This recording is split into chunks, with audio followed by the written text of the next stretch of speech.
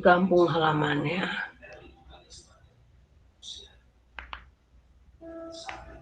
Mungkin hari ini atau besok kalian akan kembali ke kampus ya.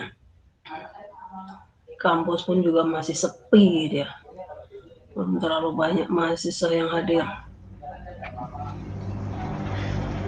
Oke, saya mulai PPT saya. Nanti jika saya terpental, mohon bantuan Rangga untuk melakukan chat ke saya ya. Karena ini banyak nih, 103. Saya baru tahu Google Meet bisa lebih dari 100. Tempo hari dia membatasi kuota sampai 100. Berarti ini berlangganan mungkin nih Rangga nih. Berarti kita berterima kasih sama Rangga karena fasilitas yang disiapkan oleh Rangga untuk teman-teman yang mungkin barokah buat Rangga. Saya akan menyampaikan PPT sesuai dengan jurnal yang sudah diplot untuk perkuliahan perencanaan dan pengendalian proyek genap 2023-2024. Sebetulnya kemarin ada prinsip dasar dan pengendalian pada tahapan proyek, tapi karena saya masih mensinkronkan dengan Microsoft Project, saya sampaikan materi Microsoft Project dulu. Kita sekarang ini ya, topik yang ini ya, prinsip dasar dan pengendalian pada tahapan proyek. Jika nanti masih tersisa waktu, saya mungkin akan menyampaikan pengendalian biaya dulu. Ya. Ini sekarang tahapan proyek, prinsip dasar dan pengendalian pada tahapan proyek, kemudian pengendalian biaya. Mudah-mudahan masih keburu waktunya. Oke, saya mulai share screen dahulu.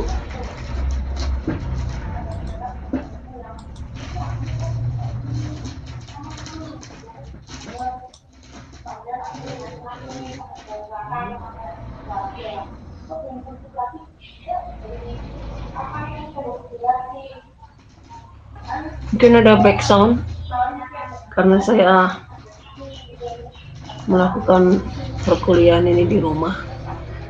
Waktunya keluarga sebetulnya ini ya. Jadinya perkuliahannya dari rumah. Work from home. Prinsip dasar pengendalian proyek. Nah, ya. Tidak perlu saya entire screen. Apa istilahnya ya? Slideshow. Ini pasti kalian sudah bisa membacanya karena tidak berjarak dengan Anda kan. Bisa pakai laptop atau bisa pakai HP. Apapun, semoga kalian menyimak dengan baik apa yang saya sampaikan dengan berbagai macam pose yang Anda miliki. Oke, yang pertama, bismillahirrahmanirrahim. Ini dia prinsip dasar pengendalian proyek. Pengertiannya apa sih? Pengertian dari pengendalian, usaha yang sistematis menentukan standar yang sesuai dengan sasaran perencanaan. Ya, usaha yang sistematis untuk menentukan standar yang sesuai dengan sasaran perencanaan ya. Lalu merancang sistem informasi dan pembandingan pelaksanaan dengan standar, menganalisis kemungkinan adanya penyimpangan antara pelaksanaan dan standar, kemudian mengambil tindakan pembetulan yang diperlukan agar sumber daya yang digunakan secara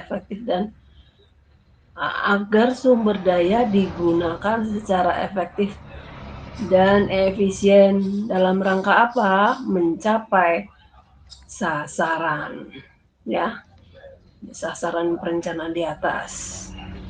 Itulah prinsip dasar pengendalian proyek. Ya, jadi usaha yang sistematis. Lalu ditentukan standar sesuai sasaran perencanaan. Tidak hanya menentukan standar sesuai sasaran perencanaan, tetapi dirancang sistem informasinya. Sekarang udah pakai sistem informasi kan. Lalu begitu sudah dilaksanakan, jangan lupa untuk tetap membandingkan pelaksanaan dengan standar yang telah ditetapkan di awal. Jika sudah membandingkan, dianalisis. Apa sih mungkin nggak ada penyimpangan? Penyimpangan antara apa? Antara yang dilaksanakan dengan standar yang telah ditetapkan. Kalau ada penyimpangan, ambil tindakan pembetulan. Ya, itu ya. Jadi tidak hanya direncanakan, juga pelaksanaannya pun juga dianalisis, dibandingkan, dianalisis. Lalu ada nggak penyimpangan gitu ya. Itulah prinsip dasar pengendalian proyek. Langkah proses pengendalian proyek: menentukan sasaran. Kalau namanya proyek, sebetulnya bukan hanya proyek konstruksi saja, industri pun juga punya sasaran seperti ini, yaitu biaya, mutu, dan waktu. Ya, ini adalah sasarannya. Atau kadang juga ditetapkan sebagai constraint-nya ya. Lalu langkah berikutnya, definisi lingkup kerjanya. Ya, lingkup kerjanya didefinisikan betul, batasan-batasannya ya. Lalu menentukan standar dan kriteria sebagai patokan dalam rangka mencapai sasaran. Ya, banyak sekali standar-standar yang harus digunakan ketika kita mengendalikan sebuah proyek. Ya, ada standar-standar yang telah tertulis di situ ya. Kriteria apa yang harus dilaksanakan dan kriteria apa yang sebaiknya tidak dilakukan.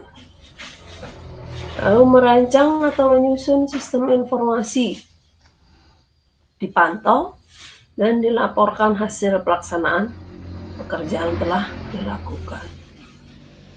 Mengkaji dan menganalisis hasil pekerjaan terhadap standar, kriteria, dan sasaran yang telah ditentukan, dan mengadakan tindakan pembetulan. Ya, sesuai dengan prinsip dasar di atas. Jadi langkah-langkahnya. Kalau ini dikutip dari buku manajemen proyek. Jadi ditentukan sasaran proyeknya, ada biaya, waktu, dan mutu. Oke, lalu lingkup kerjanya. Ya, ditentukan SRK-nya, menyusun SRK-nya, standar rincian kerjanya.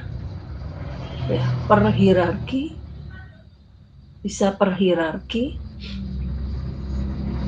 bisa per paket kerja. Jangan lupa di situ ada kode-kode biayanya. Ya, di situ ada kode-kode biaya yang harus dimasukkan, dirinci juga. Ya. Lalu standar dan kriteria, ada milestone-nya, ya. Lalu anggaran per paket ya, jadwal paket, standar mutunya, kinerja, dan produktivitas. Ya.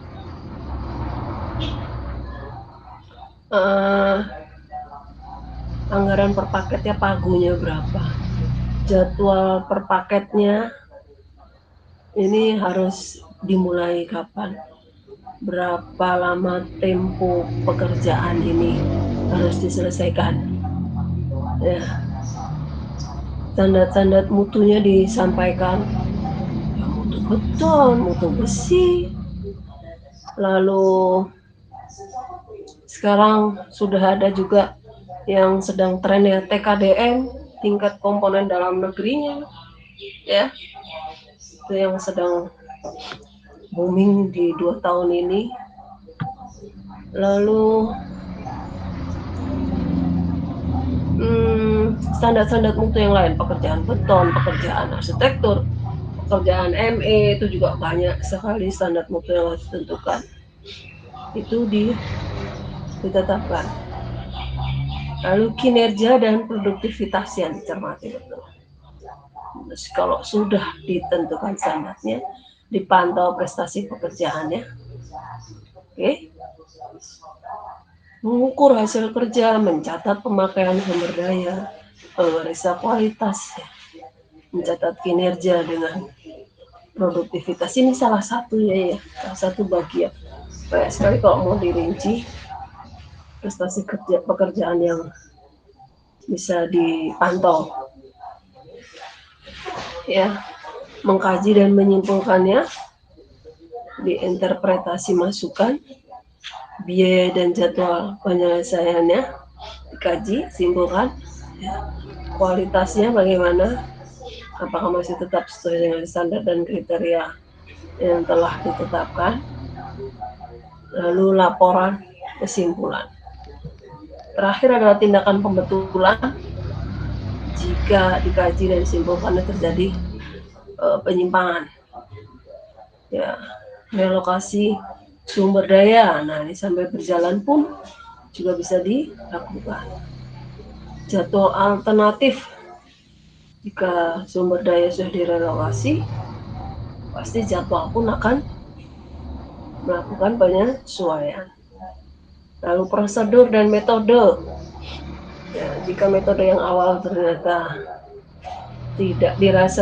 tidak mampu mempercepat durasi pekerjaan, prosedur yang digunakan terlampau lama, maka di situ ada pembetulan atau penyesuaian. Rework atau pengerjaan kembali jika terjadi pekerjaan yang kurang sesuai dengan standar. Yang di bagian atas itu adalah bagian dari perencanaan, yang di bawah adalah bagian dari kegiatan pengendalian. Ya.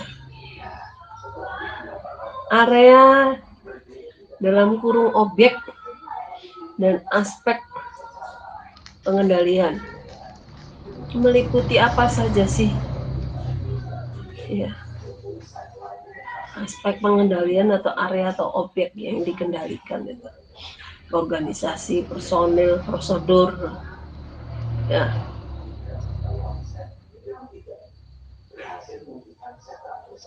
Waktu, jadwal, semua ya. Semua lini. Ya. Tidak hanya anggaran biaya dan jam orang, pengendalian pengadaan, tidak hanya di bagian bawah. Sekarang yang dikendalikan juga organisasi, personel, dan prosedur itu juga dikendalikan. Ya. Oke, pengendalian pengadaan, pengendalian lingkup kerja, pengendalian mutu, pengendalian kinerja, dan produktivitas. Nah, ya. Dikendalikan betul. Punya mandor, ternyata nilai produktivitasnya tidak sesuai dengan standar kita, ya jangan dimasukkan dalam tim dulu, gitu ya. Terlebih jika pekerjaan tersebut memang pekerjaan fast track, ya, pekerjaan yang membutuhkan berjangka waktu yang berdurasi yang tidak lama, gitu ya. Lalu pengendalian dapat dilakukan secara internal dengan melibatkan orang di dalam organisasi, dan secara eksternal dengan melibatkan orang dari organisasi lain. Nah, ini ya, kalau dulu zaman awal-awal transisi ya, di mana kepedulian orang terhadap sebuah kualitas tidak hanya ditentukan oleh kerjaan saja, tetapi oleh organisasi yang bergerak di lingkaran tersebut. Itu masih pengendalian ini masih banyak dilakukan oleh eksternal yang melibatkan orang dari organisasi lain. Ya,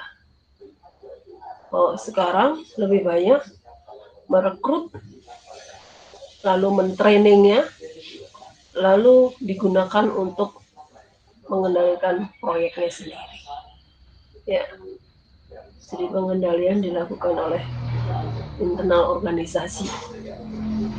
Ya, seperti itu. Di sini semua ada kelebihan dan kekurangannya. Ya, harus betul-betul strict kalau dia pengendalian dilakukan di internal organisasi. Ya, pengelolaan proyek secara berangsur-angsur akan berubah dari perencanaan ke pengendalian, disadari maupun tidak. Jadi kalau ada diskusi bisa potong ya apa yang saya sampaikan. Wah, ini dia.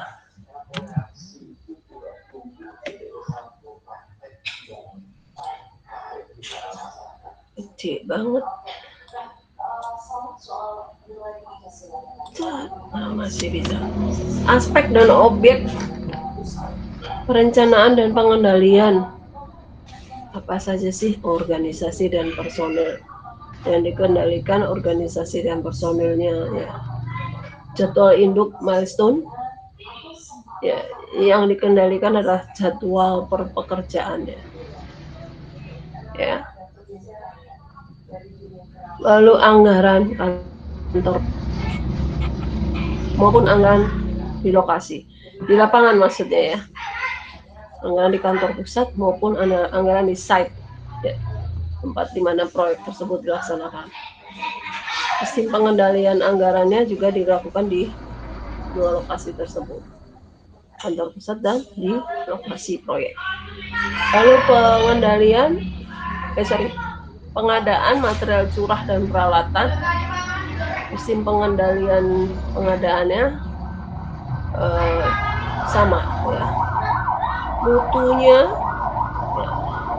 Program QA/QC. Nah, QA/QC pengendalian mutu QA/QC. Kinerja, jadwal dan anggaran. Dilakukan pengendalian kinerja terhadap biaya dan jadwal. Yang di atas adalah aspek dan objek perencanaan, yang di atas aspek dan objek perencanaan, yang di bawah aspek dan objek pengendalian. Ini semua dievaluasi lalu diramalkan atau di forecast ya. Jika ada perbaikan, dilakukan perbaikan, ya, revisi atau pembetulan gitu ya. Nah, ini yang tadi saya bilang QA/QC ya, di zaman dahulu pada saat transisi di mana sebuah proyek mulai peduli terhadap QA/QC, bukan saja terhadap hasil pekerjaan ya, bukan terhadap produk, tetapi juga dalam sebuah organisasi proses pekerjaan itu dulu bisa dilakukan oleh pihak eksternal ya. Kalau sekarang kontraktor besar BUMN mentraining pegawainya sendiri ya, kemudian ada proyek di sana diletakkan QA/QC-nya, proyek di sana dilakukan QA/QC ya. Ini QA/QC ini bisa dari sisi kontraktor, di pihak kontraktor itu sendiri, bisa juga dari pihak MK ya, QA/QC ya. Itu tadi yang saya bilang bahwa di BUMN QA/QC itu sudah ada di dalam internal perusahaan. Ya, selain juga dilakukan oleh MK. Ya, jadi mereka sendiri sudah quality controlnya sendiri atas proses pekerjaan, atas organisasi yang melaksanakan pekerjaan tersebut. Ya, seperti itu. Lalu berikutnya pengendalian yang efektif. Pengendalian proyek yang efektif ditandai oleh apa? Dia tepat waktu dan peka terhadap penyimpangan. Nah, ya. Nah, semuanya sudah punya standar kinerja sendiri. Ya. Dan dia tadi ada sasaran biaya mutu, ada sasaran BMW tadi itu ya. Jadi kalau ada penyimpangan, dia tuh langsung peka. Ya. Bentuk tindakan yang diadakan tepat dan benar, terpusat pada masalah atau titik yang sifatnya strategis. Ya, pada masalah yang strategis saja. Oke. Jika harus diputuskan saat itu, putuskan saat itu. Jika harus menunggu keputusan di pihak lain dari pihak lain, maka ditunda tetapi diberi batas waktu, gitu ya. Contoh salah satunya. Batas waktu keputusannya kapan? Jadi terpusat pada masalah atau titik yang sifatnya strategis. Mampu mengetengahkan dan mengkomunikasikan masalah dan temuan sehingga dapat menarik perhatian pimpinan maupun pelaksana proyek agar tindakan koreksi yang dilakukan segera dapat dilaksanakan. Ya, jika sudah didapat kapan keputusannya? Hari Minggu jam sekian. Oke, setelah disampaikan, oh ternyata harus dilakukan koreksi ya. Hari Senin harus dilakukan koreksi. Bisa setelah dikomunikasikan, mereka akan bisa dapat melakukan koreksi. Ya, koreksi dapat segera dilaksanakan. Kegiatan pengendalian tidak lebih dari tindakan yang diperlukan saja. Oke, dapat memberikan petunjuk berupa perkiraan hasil dari pekerjaan yang akan datang, bila mana pada saat pengecekan tidak mengalami perubahan. Ya. Ya, pasti ya. Yang terakhir ini ya. Jadi karena memang kita kan membuat schedule ya, penjadwalan. Maka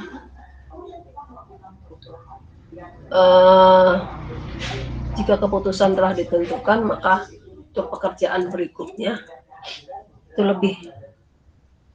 lebih bisa diperkirakan. Ya.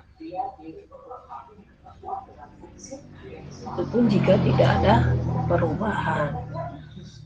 Oke. Pengendalian yang tidak efektif disebabkan karena apa? Karakteristik proyek yang kompleks, melibatkan banyak organisasi dan lokasi yang terpencar, ya. Sehingga koordinasinya cukup kompleks juga, ya. Lalu kualitas informasi sehubungan dengan laporan yang tidak tepat waktu, materi yang tidak sesuai, akhirnya akan disuruh stop jika ada materi yang tidak sesuai dan sumber informasi yang kurang kompeten, ya. Menanyakan informasi pada orang yang kurang kompeten. Lalu kebiasaan terutama dari pemilik proyek yang biasanya melakukan kegiatan yang sifatnya rutin sehingga sulit menyesuaikan diri dengan kondisi proyek yang relatif singkat dan resisten terhadap perubahan. Itu adalah sifat dari kerjaan konstruksi, ya.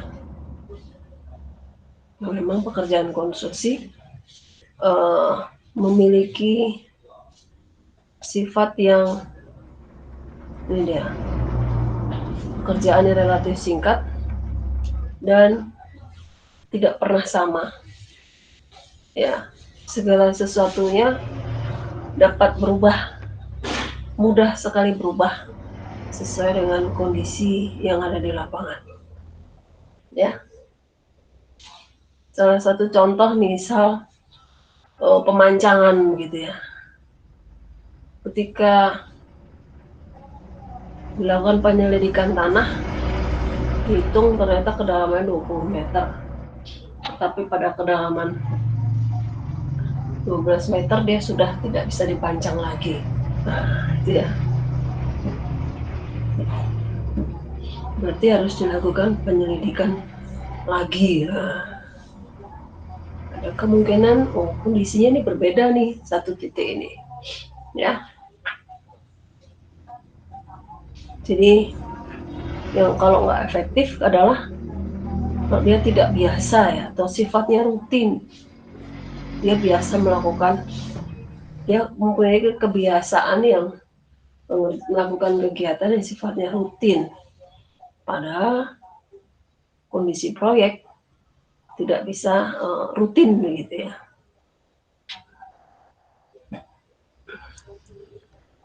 Banyak sekali terjadi perubahan. Ada diskusi di sini. Seperti saya habis untuk satu file.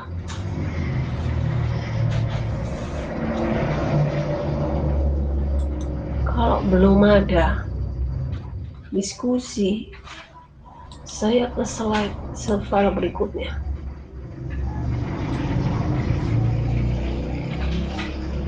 Kecil ya.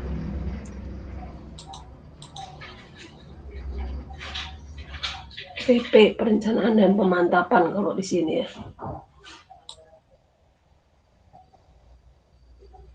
Ini adalah berikutnya, file berikutnya, PPT file berikutnya yaitu ini. Hubungan siklus proyek dan biaya.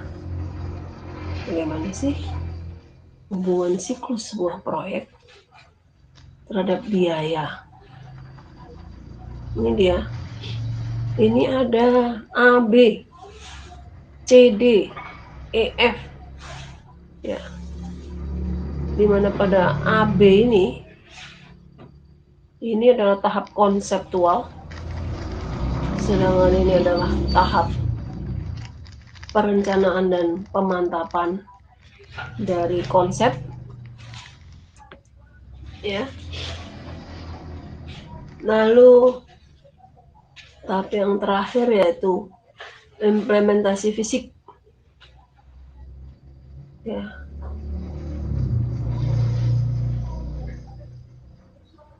Di sini sifatnya infinite. Ini potensi optimal. Ya, pada tahapan ini. Di sini ada potensi menurun dengan cepat hingga suatu saat biaya pengendaliannya naik. Ya. Pada tahapan ini adalah siklus desain engineering, tahapan konseptual ya. Pada tahap desain engineering konseptual. Oke. Nah, pada tahap C dan D itu adalah desain engineering pendahuluan. Pada tahap E, F, desain engineering perinci. Ya. Ini semua pada tahapan desain ya, perencanaan, konseptual, pendahuluan, dan perinci. Nah, dimana di sini adalah potensi hasil pengendalian biayanya. Pada tahapan ini tinggi ya, pada tahapannya sudah dilakukan survei gitu ya, kelayakan, studi kelayakan gitu. Nah, ini mulai datar, landai, desain engineering pendahuluan. melakukan konsultasi terhadap konsep yang disampaikan di awal. Ya. Oke. Selanjutnya ada desain engineering terincinya. Potensi hasil pengendalian biaya. Di sini ada biaya pengendalian yang naik hampir di akhir. Oke. Ini adalah hubungan siklus proyek dan biaya. Ya. Di sini ada narasinya. Potensi hasil yang optimal dicapai pada awal kegiatan proyek. Ya. Pada tahap konseptual.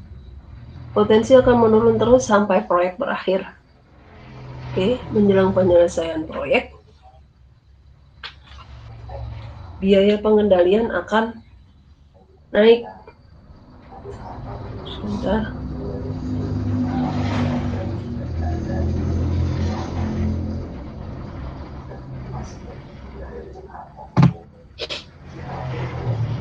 Menjelang penyelesaian proyek, biaya pengendalian akan naik sesuai dengan semakin meningkatnya kegiatan pengendalian.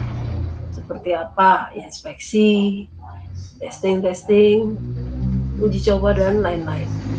Ya, karena di situ Anda di tahapan yang di ketiga tadi, di sini tahapan pendahuluannya sudah didapat. Di sini akan lebih detail lagi dia. Ya, desain engineering terinci ini lebih detail lagi. Dimana di situ dia sebelum melakukan detailing, dia harus memastikan bahwa contoh saja. Tadi saya kembali lagi ke pondasi. Di situ dia harus betul-betul sudah menentukan daya dukung tanahnya. Berarti sudah ada testing di situ. Ya, sebelum dia menentukan kedalaman. Ya. Lalu misal pekerjaan saniter, sebelum dia menentukan saniter dengan tipe A, dia juga harus memastikan survei harga di lapangan. Ya. Lalu juga harus dipastikan ketersediaan barang, ketersediaan stok. Nah, ya. Jadinya dia banyak melakukan pengeluaran di situ, biaya di situ. Ya. Ada testing nih istilahnya tadi. Inspeksi harga di lapangan, lalu ditanyakan ke produsennya masih produksi atau sudah discontinue gitu ya. Uji coba hasil ini salah satu contohnya adalah misal rusak ya. Salah satu contohnya adalah misal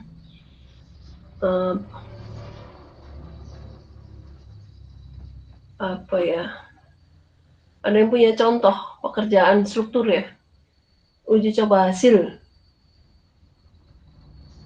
Ada yang bisa memberikan contoh untuk kegiatan uji coba hasil perencanaan.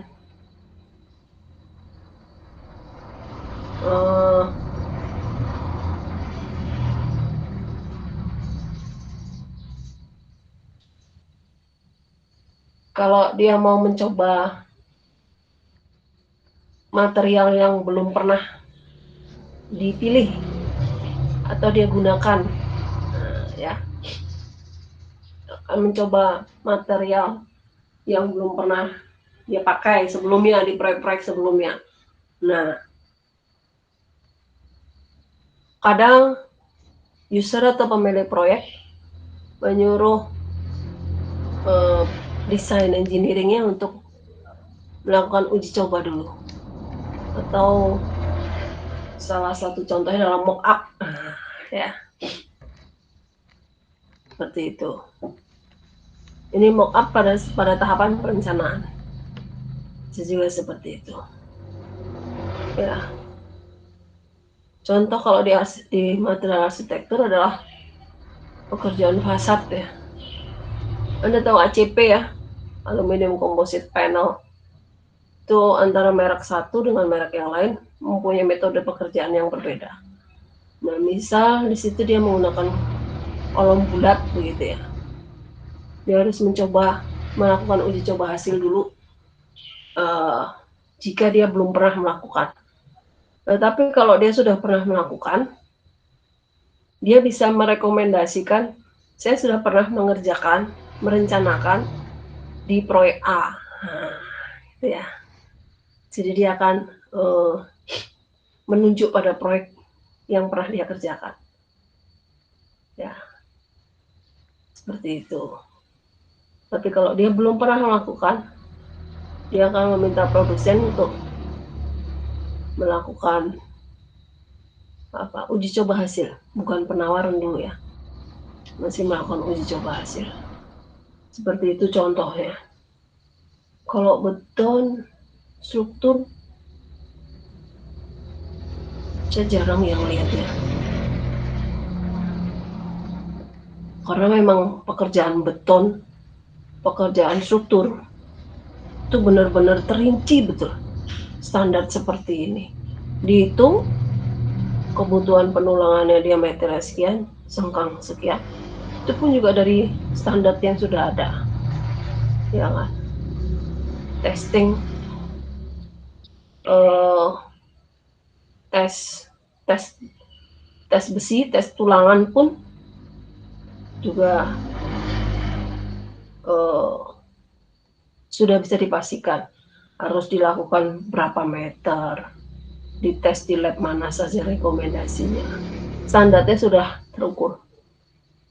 Ya, kalau pekerjaan struktur itu seperti itu, karena dia semuanya digunakan dengan perhitungan yang rinci dan ada standar-standarnya. Jadi dia sudah sesuai standar, ya masuk gitu saja ya. Ya, memenuhi begitu. Begitu ya. Contoh yang saya berikan adalah uji coba hasil. Tapi uji coba hasil bukan seperti uji coba hasil lift begitu, nggak mungkin ya. Kalau uji coba hasil lift, saya pengen tahu lift Mitsubishi bagus mana sama Schneider gitu. Ya monggo dicari yang sudah beroperasi. Ya tidak mungkin dilakukan uji coba hasil kalau itu. Ya, ME itu ya. Oke. Itu contohnya ya. Mudah-mudahan paham. Untuk proses, saya lanjutkan lagi, untuk proses pengendalian pada waktu-waktu tertentu pimpinan dan mereka yang bersangkutan dalam proyek akan menerima laporan mengenai situasi atau status terakhir pengembangan proyek. Nanti akan kita bahas lagi di belakang. Ya ini ya, laporan proyek. Tahap konseptual berupa apa saja? Perumusan gagasan, kerangka acuan sesuai dengan TOR yang diajukan, ya, studi kelayakan yang tadi saya bilang ya, bahwa kita bekerja berdasarkan KK ya, kerangka acuan kerja atau TOR. Lalu dilakukan studi kelayakan, lokasinya di mana, ya, bisa lokasinya terletak di lembah, bisa dipikirkan juga drainasenya gitu ya.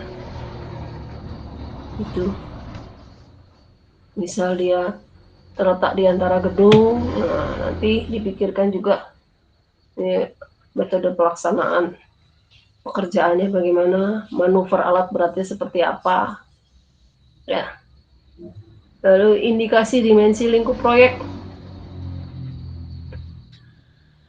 Dimensi lingkup proyeknya sudah diindikasikan, di istilahnya masih indikasi ya. Lingkup proyeknya, di kerangka ajaran kerjanya disampaikan.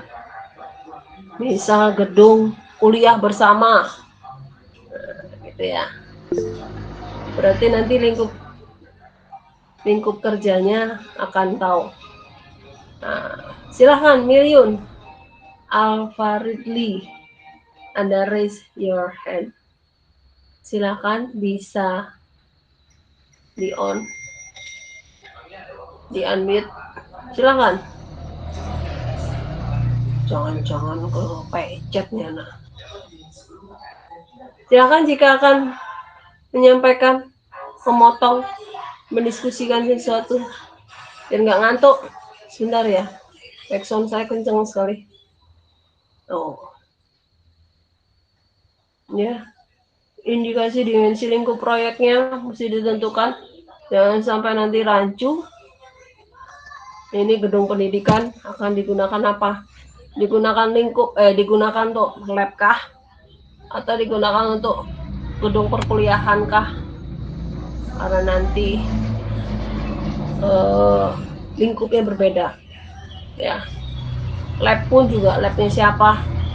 Lab teknik atau labnya FIS atau labnya Fakultas Ilmu Keolahragaan. Beda ya, proyeknya beda-beda. Fakultas Ilmu Keolahragaan proyeknya lapangan, tahu-tahu punya kita labnya berbeda ya. Lingkup proyeknya mesti ditentukan. Nah, indikasi biayanya tadi di depan sudah sampaikan, pagunya berapa ya. Indikasi jadwal ini diselesaikan dalam berapa lama dengan lingkup proyek yang kita miliki, multi year atau hanya 1 tahun selesai. Nah, itu mesti diindikasikan ya. Jadi tahap konseptual desainnya juga tidak terlalu lama. Ini usaha pengendalian biaya memiliki potensi paling besar untuk menghemat total biaya proyek. Mengingatkan engineer dan pihak terkait untuk selalu terus-menerus memperhatikan aspek biaya ketika akan merancang suatu sistem. Ya. Ya, tadi ya, di tahap engineering, di tahap awal konseptual. Jadi jangan sampai bablas biayanya ya. Menghindari adanya rancangan yang berlebihan, baik dari segi kualitas maupun kuantitas. Memakai pendekatan berdasarkan prinsip optimasi desain. Sebaiknya telah melibatkan tim rekayasa nilai agar tidak terjadi over design. Ya. Sarannya melibatkan tim rekayasa nilai.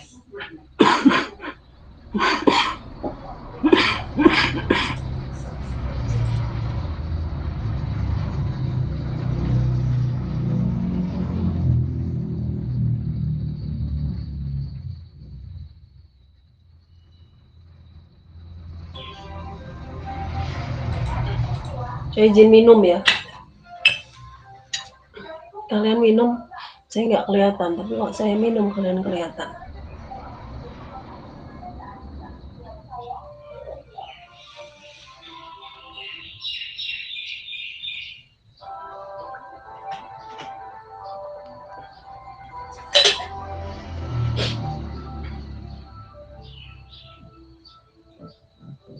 Ya. Next. Tahap perencanaan dan pemantapan. Pada proyek pemerintah ada catatan.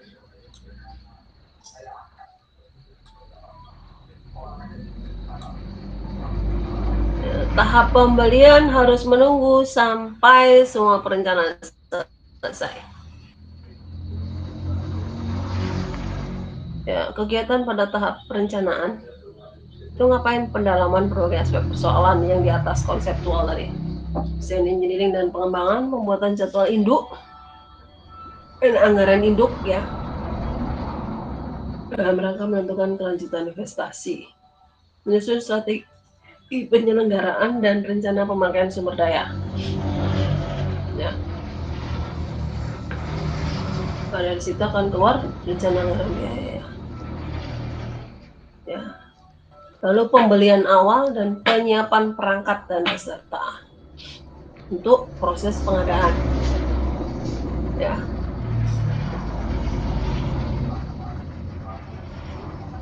Pembelian awal ini ada catatan ya. Pada proyek pemerintah tahap pembelian harus menunggu semua perencanaan selesai. Jadi tidak diizinkan melakukan pembelian di awal atau sebelum kontrak dilakukan. Ya. Kontrak pelaksanaan maksudnya. Kalau ini kan perencanaan ya. Jadi perencanaan selesai dulu. Ya, tidak boleh dilakukan pembelian. Perencanaan selesai, baru kemudian ada kontrak pelaksanaan, baru diizinkan melakukan pembelian. Kenapa dilakukan pembelian awal?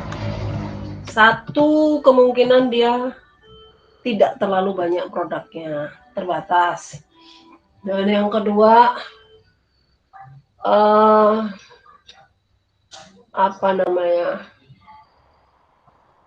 dia ready stock, tetapi tidaklah bisa semudah itu mendatangkan barang tersebut sesuai dengan yang kita inginkan. Misal besok ada, 1 minggu lagi ada, nggak bisa seperti itu. Ada proses mobilisasi yang harus dilakukan, yang itu membutuhkan waktu, sehingga harus dilakukan di awal pembelian. Ya. Contoh adalah kerjaan lift. Ya. Terlebih jika lift tersebut adalah produk dari luar. Ada mobilisasi barang dari negara lain menuju proyek, butuh waktu. Ya. Jadi diperkirakan ini bisa datang, liftnya bisa datang dalam tempo 3 bulan gitu ya. Nah, awas itu. Dia harus melakukan pembelian awal. Jangan sampai proyek batas waktu tinggal 1 bulan, baru dilakukan pembelian. Ya. Biasanya rentan itu. Karena apa? Pekerjaan lift itu memang dia berupa kereta begitu ya. Tapi jangan lupa kerangka-kerangkanya itu juga berpengaruh terhadap struktur. Ya. Jadi kalau dia memiliki spesifikasi alat yang berbeda, biasanya tenaga ahlinya didatangkan untuk menyelesaikan pekerjaan ruang liftnya dari awal. Ya, misal strukturnya berbeda. Ya, seperti itu.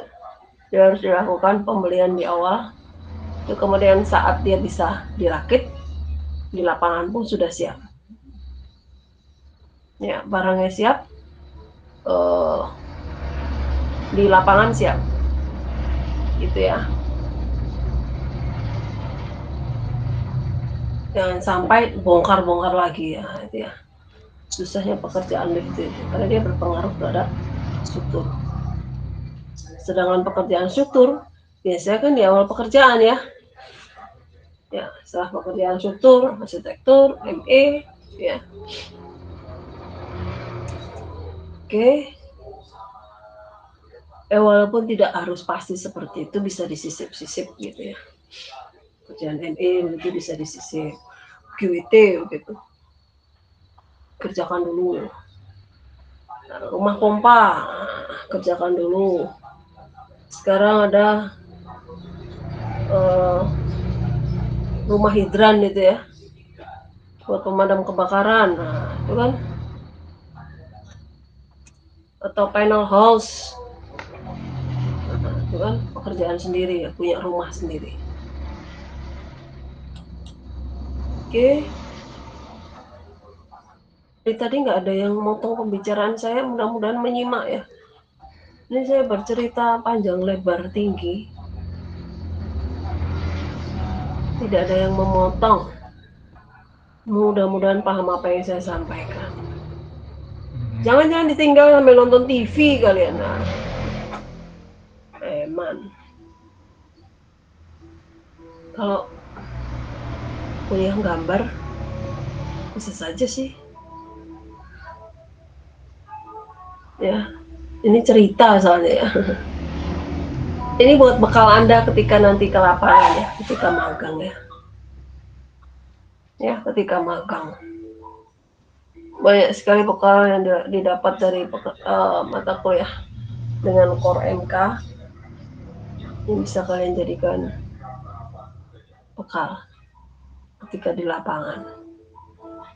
Pengendalian biaya dan jadwal pada periode memusatkan perhatian pada mengkaji atau mereview hasil kerja engineering terutama bagian arus proses dan pemilihan material serta peralatan yang saya tadi bilang ya.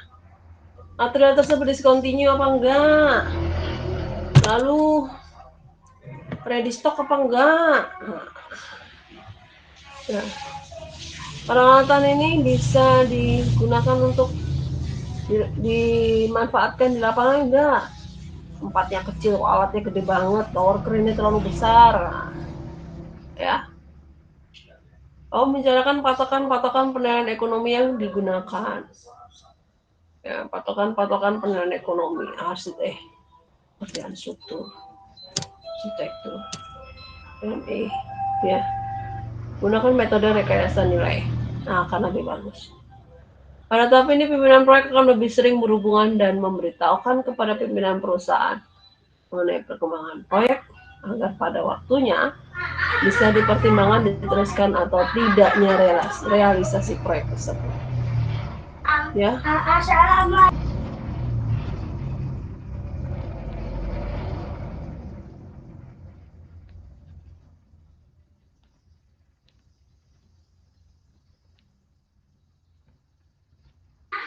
Di sini ada catatan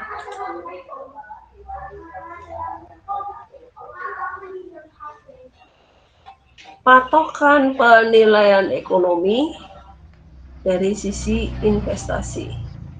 Ya. Mulai tahap ini, Pimpro atau pemilik proyek akan lebih sering berhubungan dan memberitahukan kepada pimpinan perusahaan mengenai perkembangan proyek agar pada waktu bisa ditentukan untuk diteruskan atau tidaknya. Ya. Oke.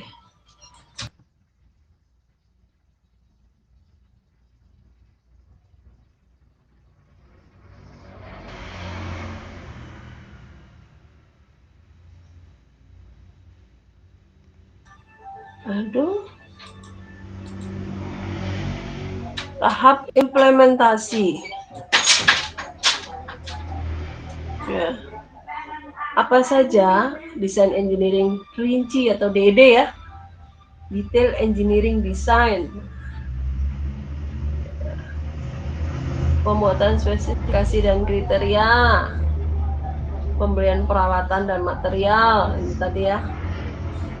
Bisa dilakukan kalau sudah ada surat perintah kerja ya. Fabrikasi dan konstruksi, inspeksi mutu, uji coba kemampuan, startup, demobilisasi dan laporan penutupan proyek. Ini implementasi ya. Ya, implementasi berarti. Asbil ini ya. Bisa juga showing ya. Yang di atas nih, desain engineering rinci. Dia melakukan desain engineering sesuai yang ada di lapangan. Maksudnya kalau di lapangan seperti ini, berarti mungkin desain di saat perencanaan menjadi tidak sesuai dengan yang ada di lapangan. Nah, dia harus melakukan desain engineering rinci sesuai yang ada di lapangan. Oke. Baru setelah itu jika sudah selesai semua proyek sambil jalan, dia sudah dilaksanakan, dia melakukan as-built drawing ya. Lalu pengendalian engineering rinci, pengendalian biaya dan jadwal pada tahap ini berupa apa? Pemakaian biaya dibandingkan dengan anggaran, pemakaian jam orang dibandingkan dengan anggaran, atau perencanaan, kemajuan berbagai pekerjaan dibandingkan dengan jadwal induk atau milestone. Ya. Lalu efisiensi penggunaan sumber daya lain seperti alat, ya. Money, mesin, ya, material, gitu ya, sumber daya yang ada di proyek. Lalu kinerja dan produktivitas. Kalau ukurnya apa? Ini ya, anggaran biaya jam orang engineering, ya, baik di proyek maupun kantor pusat. Milestone pekerjaan yang kritis. Lalu prosedur dan metode pengukuran kemajuan dan pemakaian jam orang. Nah, ini ya, kemarin udah diajari Pak Mas ya, melakukan leveling sumber daya. Pembuatan perakiraan biaya dan jadwal yang diperlukan untuk menyelesaikan pekerjaan tersisa sampai akhir proyek. Pengendalian ini dilakukan meliputi apa saja? Biaya dan jam orang, kemajuan pekerjaan, produktivitas, dan lingkup proyek. Ya, BMW tadi ya. Berikutnya pengendalian ini, biaya dan jam orang, ngapain saja, apa saja. Pengeluaran biaya kantor pusat diperinci menjadi pengeluaran per sub bidang atau per pekerjaan. Ya. Penggunaan jam orang per bagian atau sub bidang, ya, sesuai dengan keterampilannya atau keahliannya. Jumlah kumulatif tarif jam orang engineering untuk menganalisis kecenderungan kenaikan upah. Pengeluaran administratif, jalanan, reproduksi, komunikasi. Nah, ini ya, bisa jadikan penelitian semua nih ya. Pengendalian biaya dan jam orang dapat menggunakan metode analisis varian. Ya, nanti ada keterangan lagi. Kalau pengendalian aspek kemajuan pekerjaan, cuma spesifikasi dan kriteria yang telah diselesaikan. Lalu penyelesaian gambar konstruksi dan pemeriksaan vendor drawing. Lalu jumlah penyelesaian paket pembelian. Ya, jumlah penelitian pemeriksaan atau inspeksi. Dilakukan dengan perhitungan fisik yang kemudian dibandingkan dengan anggaran. Jadi, spesifikasi kerjaan apa yang telah selesai dikerjakan. Ya. Dilakukan pemeriksaan, inspeksi. Ya. Ini tahap aspek kemajuan. Kalau aspek produktivitas, ini dia rumusnya persen penyelesaian fisik dikalikan anggaran jam orang dibagi jam orang aktual terpakai. Nah, ya. Ini anggaran dan yang terpakai. Jangan lupa dicek dengan persen penyelesaian fisik, itu namanya adalah produktivitas. Pengendalian aspek produktivitas dilakukan guna mengadakan perbaikan jika ada indikasi produktivitas yang tidak normal. Oke, bisa dilakukan dengan metode rekayasa nilai. Kalau ini sekarang adalah pengendalian pengadaan terhadap apa? Peralatan dan material. Ini harus sesuai dengan pemesanan, ya, buat anggaran dan jadwal pembelian, ya, karena kan dia sudah punya schedule kapan pekerjaan struktur atas akan dilaksanakan, maka dibuat anggarannya dan kapan akan dipesan supaya saat dilaksanakan material sudah ada. Jadi sekarang mau peralatan dan material. Buat catatan ikatan, komitmen register. Oke, lalu analisis tabulasi peralatan. Dengan cara apa? Membandingkan catatan biaya ikatan dan anggaran. Jadi nanti ya. Waktu tahan program transportasi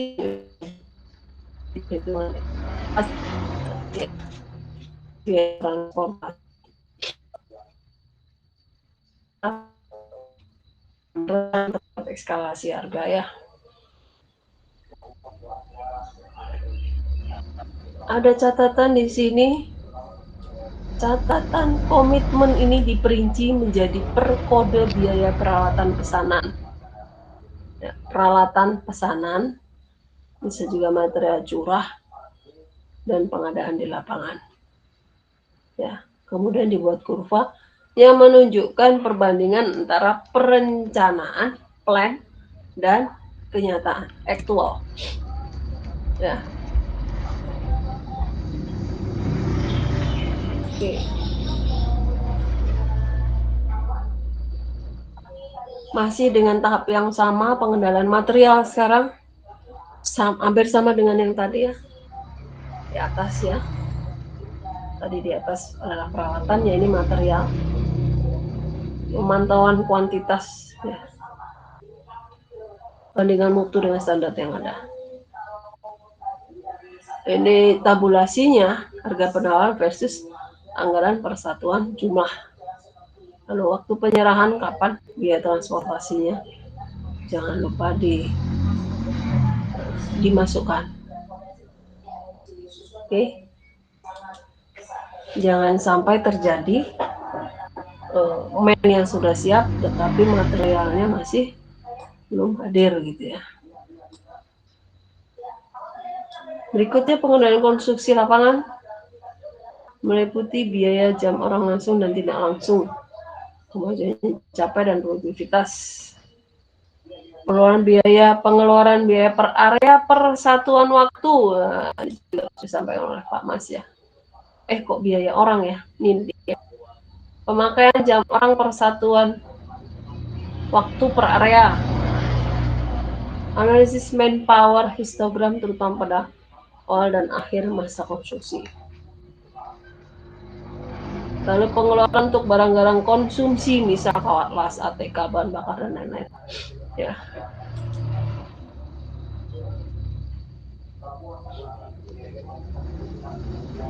Ya, barang-barang konsumsi. Lalu pemakaian alat-alat konstruksi, atau kren, ya, kawat las, pendrat, habis menempel, gitu, ya. Bahan-bahan konsumsi itu udah menempel pada pekerjaan, ya. Oke.